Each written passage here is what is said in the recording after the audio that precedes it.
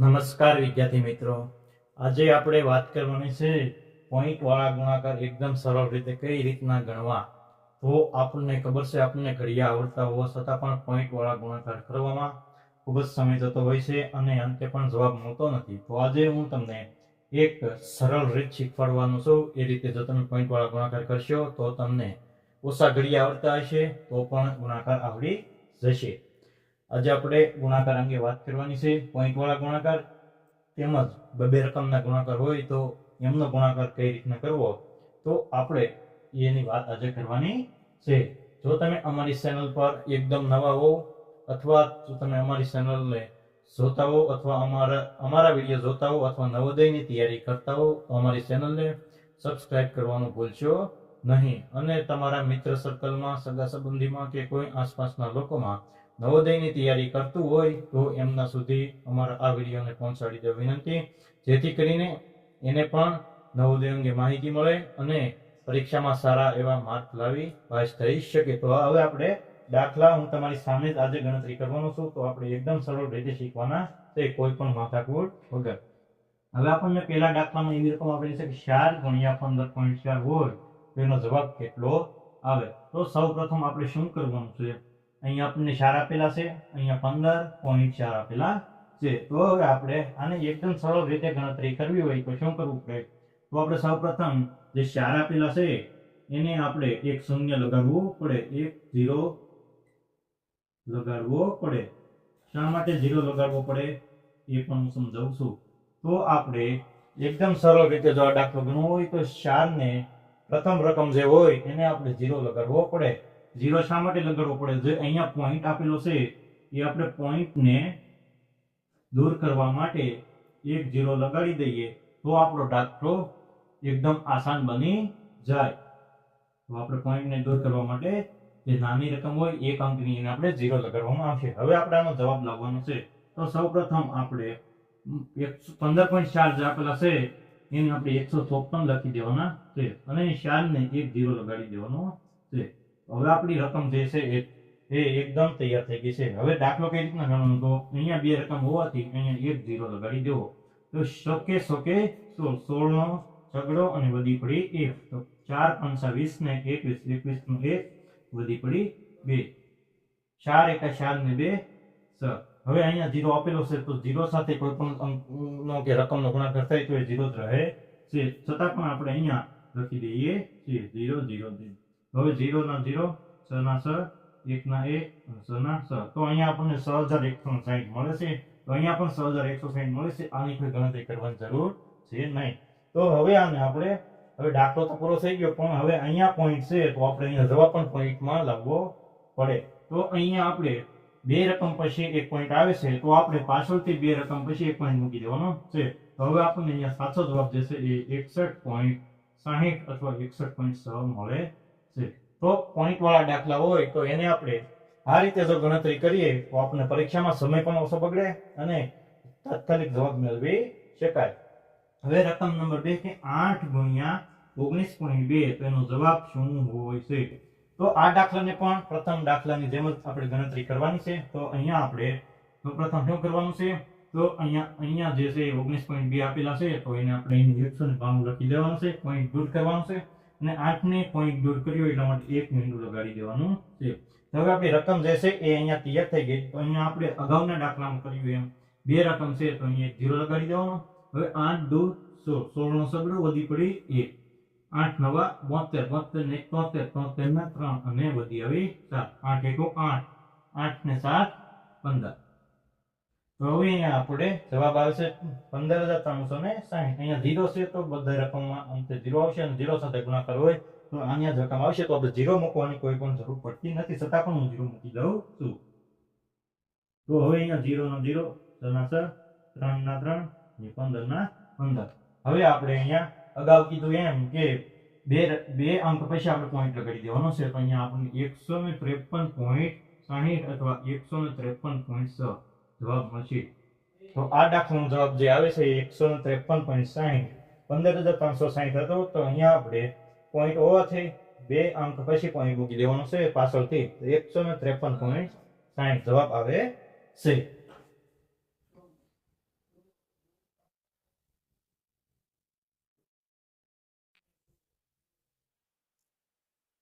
હવે દાખલા નંબર 3 ની વાત કરવાની છે કે અહીંયા 6 ગુણ્યા 45.8 બરાબર કેટલો જવાબ આવે. દાખલા નંબર 3 ની વાત કરવાની છે 6 ગુણ્યા 45.8 તો કેટલો જવાબ આવે. તો હવે આપણે અહીંયા દાખલો ગણવાનો છે.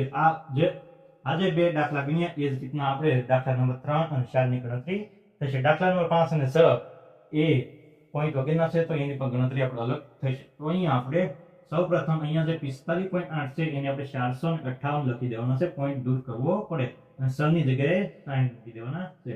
હવે 60 અહીંયા બે અંક છે તો અહીંયા એક 0 તો 6 8 48 નો 8 વધી પડી 4 6 5 30 30 ને 4 34 34 ના ફરી વખત અહીંયા 4 અને અહીંયા આવશે 3 અને 6 24 25 ને 27 વધીને ઉમેરતા 27.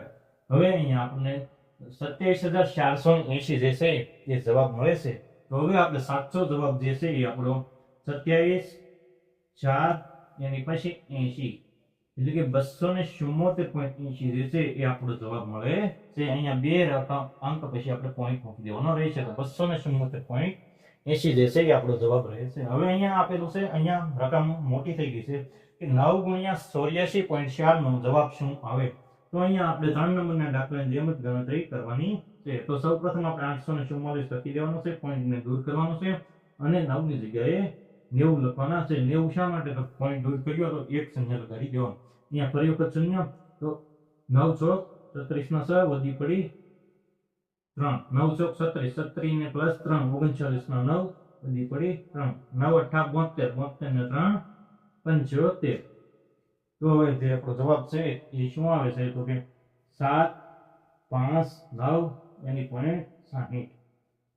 તો 759.60 જે છે એ આપણો 9 ગુણ્યા 84.4 નો જવાબ મળે છે.